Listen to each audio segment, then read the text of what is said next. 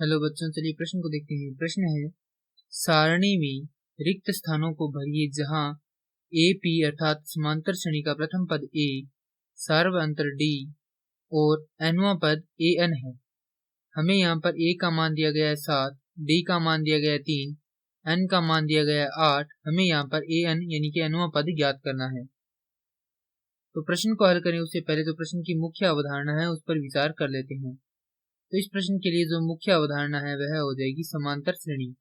अर्थात हम यहाँ पर यह देखेंगे कि समांतर श्रेणी क्या होती है। तो समांतर श्रेणी तो वह अनुक्रम जिसके प्रत्येक दो क्रमागत पदों का अंतर समान रहे समांतर श्रेणी कहलाती है।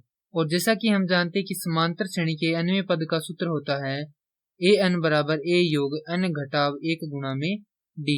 हमारे पास यहाँ से ए का मान है 7, डी का मान है 3, एन का मान है 8।